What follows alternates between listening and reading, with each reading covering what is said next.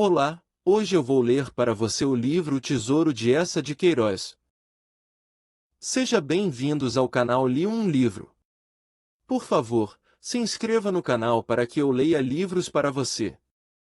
Curta os vídeos. Não esqueça de deixar seu comentário, ele é sempre bem-vindo. Boa leitura. Capítulo 1. Os três irmãos de Medranhos, Rui, Guanes e Rostabal, eram então, em todo o reino das Astúrias, os fidalgos mais famintos e os mais remendados. Nos passos de Medranhos, a que o vento da serra levará vidraça e telha, passavam eles as tardes desse inverno, engelhados nos seus pelotes de camelão, batendo as solas rotas sobre as lajes da cozinha, diante da vasta lareira negra, onde desde muito não instalava lume, nem fervia a panela de ferro. Ao escurecer devoravam uma côdea de pão negro, esfregada com alho. Depois, sem candeia, através do pátio, fendendo a neve, iam dormir à estrebaria, para aproveitar o calor das três éguas lazarentas que, esfaimadas como eles, roíam através da manjedoura. E a miséria tornará estes senhores mais bravios que lobos. Ora, na primavera, por uma silenciosa manhã de domingo, andando todos três na mata de roquelanes a espiar pegadas de caça e apanhar torturos entre os roubos, enquanto as três éguas pastavam a relva nova de abril, os irmãos de Medranhos encontraram, por trás de uma moita de espinheiros, numa cova de rocha, um velho cofre de feril. Como se o resguardasse uma torre segura, conservava as suas três chaves nas suas três fechaduras. Sobre a tampa, mal decifrável através da ferrugem, corria um dístico em letras árabes. E dentro, até as bordas, estava cheio de dobrões de ouro. No terror e esplendor da emoção, os três senhores ficaram mais lívidos do que círios. Depois, mergulhando furiosamente as mãos no ouro, estalaram a rir, num riso de tão larga rajada que as folhas tenras dos olmos, em roda, tremiam. E de novo recuaram, bruscamente se encararam, com os olhos a flamejar, numa desconfiança tão desabrida que Guanes e Rostabal apalpavam nos cintos as cabos das grandes facas. Então Rui, que era gordo e ruivo, e o mais avisado, ergueu os braços, como um árbitro, e começou por decidir que o tesouro, ou viesse de Deus ou do demônio, pertencia aos três, e entre eles se repartiria, rigidamente, pesando-se o ouro em balanças. Mas como poderiam carregar para Medranhos, para os cimos da serra, aquele cofre tão cheio? Nem convinha que saíssem da mata com o seu bem, antes de cerrar a escuridão. Por isso ele entendia que o mano Guanes, como mais leve, devia trotar para a vila vizinha de Retortilho, levando já ouro na bolsilha, a comprar 3 alforjes de couro, 3 maquias de cevada, 3 empadões de carne e 3 botelhas de vinho. Vinho e carne eram para eles, que não comiam desde a véspera, a cevada era para as éguas. E assim refeitos, senhores e cavalgaduras, ensacariam o ouro nos alforjes e subiriam para Medranhos, sob a segurança da noite sem lua. Bem tramado! Gritou Rostabal, homem mais alto que um pinheiro, de longa guedelha, e com uma barba que lhe caía desde os olhos raiados de sangue até a fivela do cinturão. Mas Guanes não se arredava do cofre, enrugado, desconfiado, puxando entre os dedos a pele negra do seu pescoço de grou. Por fim, brutalmente, manos. O cofre tem 3 chaves. Eu quero fechar a minha fechadura e levar a minha chave. Também eu quero a minha, 1000 raios. Rugiu logo Rostabal. Rui sorriu. Dê certo, dê certo. A cada dono do ouro cabia uma das chaves que o guardavam. E cada um em silêncio, agachado ante o cofre, cerrou a sua fechadura com força. Imediatamente Guanes, desanuviado, saltou na égua, meteu pela vereda de Olmos, a caminho de Retortilho, atirando aos ramos a sua cantiga acostumada e dolente, olé! Olé! Saiu la cruz de la iglesia. Vestida de negro luto. Capítulo 2. Na clareira, em frente à moita que encobria o tesouro, e que os três tinham desbastado a cutiladas, um fio de água. Brotando entre rochas, caía sobre uma vasta laje escavada, onde fazia como um tanque, claro e quieto, antes de se escoar para as relvas altas. E ao lado, na sombra de uma faia, jazia um velho pilar de granito, tombado e musgoso. Ali vieram sentar-se Rui e Rostabal, com os seus tremendos espadões entre os joelhos. As duas éguas retouçavam a boa erva pintalgada de papoulas e botões de ouro. Pela ramaria andava um melro a assobiar. Um cheiro errante de violetas adoçava o ar luminoso. E Rostabal, olhando o sol, bocejava com fome. Então Rui, que tirara o sombreiro e lhe cofiava as velhas plumas roxas, começou a considerar, na sua fala avisada e mansa, que Guanes, nessa manhã, não quisera descer com eles a mata de Roquelanes. E assim era a sorte ruim. Pois que se Guanes tivesse quedado em Medranhos, só eles dois teriam descoberto o cofre, e só entre eles dois se dividiria o ouro. Grande pena! Tanto mais que a parte de Guanes seria em breve dissipada, com rufiões, aos dados, pelas tavernas. Ah! Rostabal, Rostabal! Se Guanes, passando aqui sozinho, tivesse achado este ouro, não dividia conosco, Rostabal. O outro rosnou surdamente com furor, dando um puxão às barbas negras. Não, 1000 raios! Guanes é sôfrego. Quando o ano passado, se te lembras, ganhou os 100 ducados ao espadeiro de Fresno, nem me quis emprestar 3 para eu comprar um gibão novo. Vês tu? Gritou Rui, resplandecendo. Ambos se tinham erguido do pilar de granito, como levados pela mesma ideia, que os deslumbrava. E, através das suas largas passadas, as ervas altas silvavam. E para que, prosseguia Rui. Para que lhe serve todo o ouro que nos leva? Tu não o ouves, de noite, como tosse? Ao redor da palha em que dorme, todo o chão está negro do sangue que escarra. Não dura até as outras neves, Rostabal.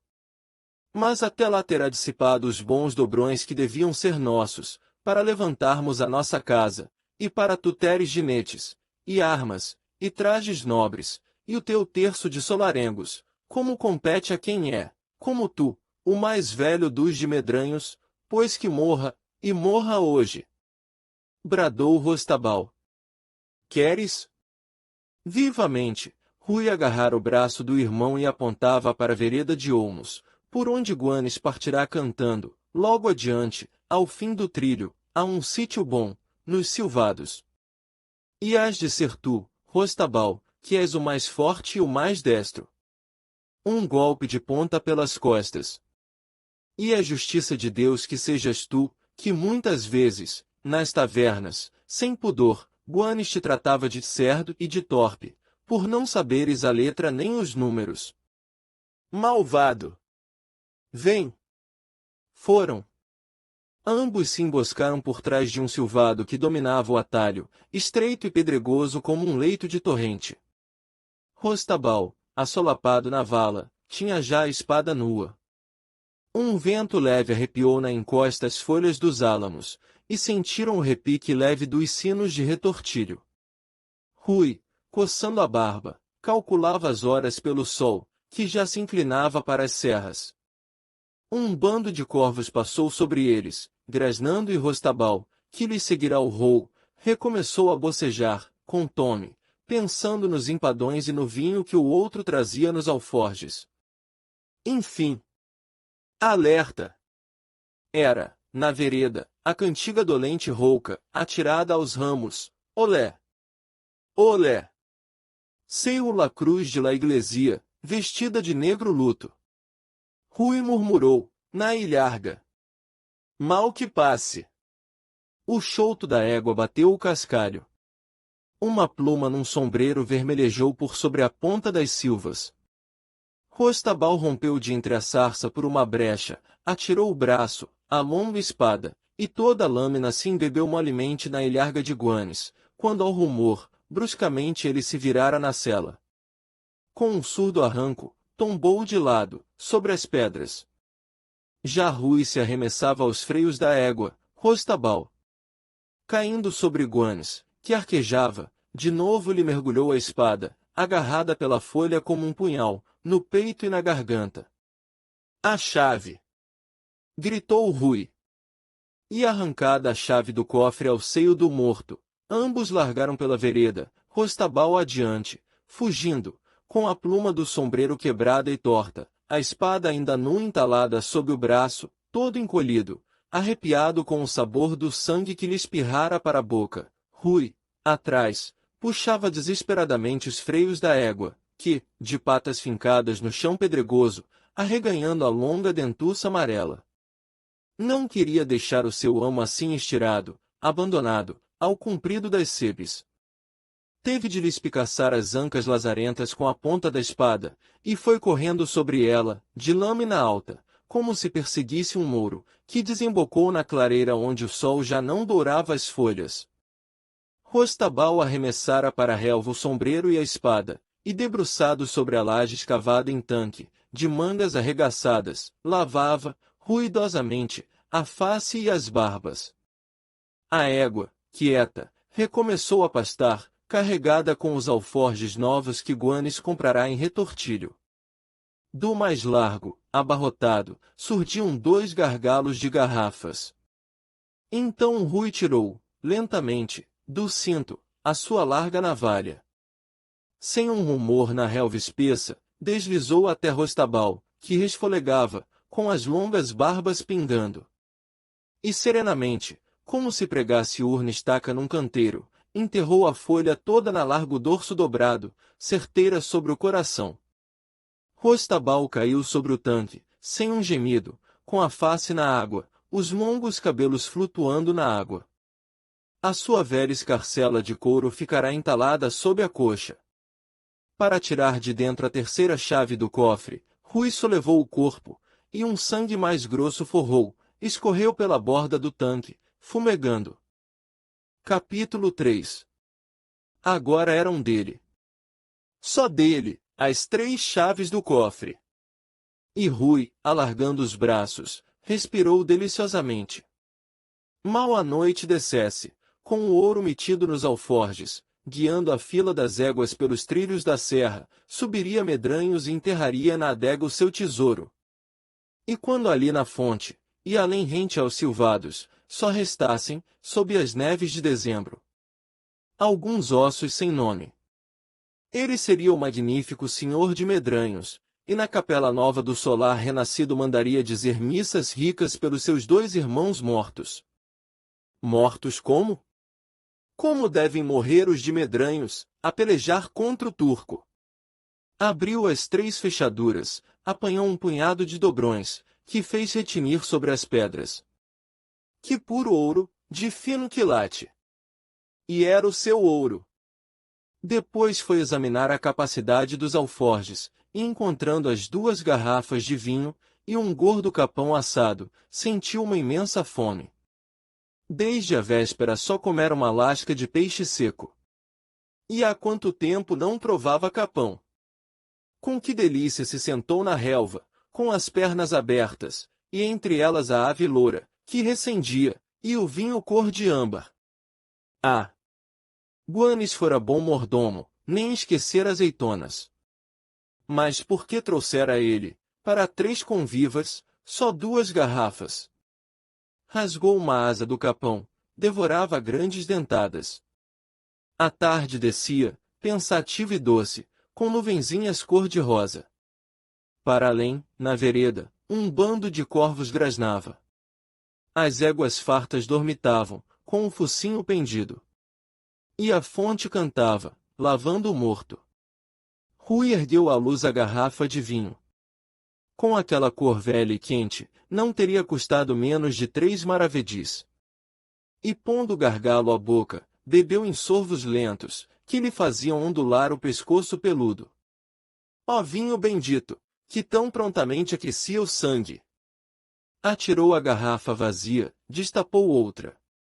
Mas, como era avisado, não bebeu, porque a jornada para a serra, com o tesouro, requeria firmeza e acerto. Estendido sobre o cotovelo, descansando, pensava em Medranhos coberto de telha nova, nas altas chamas da lareira por noites de neve, e o seu leito com brocados, onde teria sempre mulheres.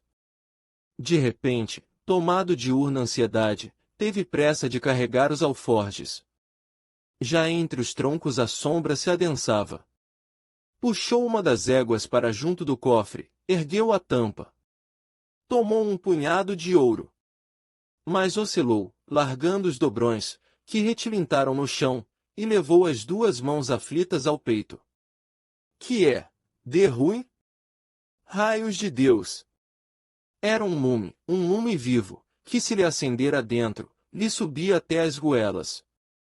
Já a rasgar o gibão, atirava os passos incertos, e, a arquejar, com a língua pendente. Limpava as grossas bagas de um suor horrendo que o regelava como neve. Ó Virgem Mãe! Outra vez o lume, mais forte, que alastrava, o roía. Gritou, socorro! Alguém! Guanes! Rostabal!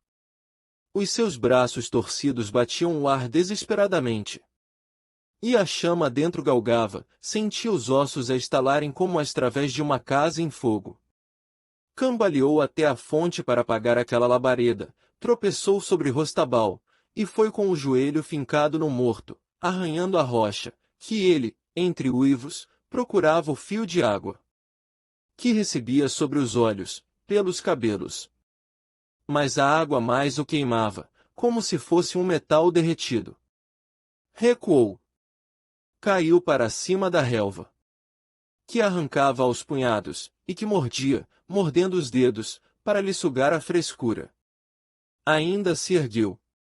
Com uma baba densa a escorrer-lhe nas barbas, e de repente, esbugalhando pavorosamente os olhos, berrou, como se compreendesse enfim a traição, todo o horror. É veneno. Ó! De Rui, o avisado, era veneno. Porque Guanes, apenas chegará a Retortilho, mesmo antes de comprar os alforjes, correrá cantando a uma viela, por detrás da catedral, a comprar ao velho droguista judeu o veneno que, misturado ao vinho, o tornaria a ele somente, dono de todo o tesouro. Anoiteceu. 2 corvos, de entre o bando que grasnava além nos silvados, já tinham pousado sobre o corpo de Guanes. A fonte, cantando, lavava o outro morto. Meio enterrado na erva negra, toda a face de Rui se tornará negra. Uma estrelinha tremeluzia no céu. O tesouro ainda lá está, na mata de Roquelanes. Obrigado por me deixar ler o livro para você. Siga o canal Li um Livro, para que eu continue lendo livros para você. Foi um prazer, até a próxima leitura juntos. Não esqueça de deixar seu comentário, ele é sempre bem-vindo. Até breve.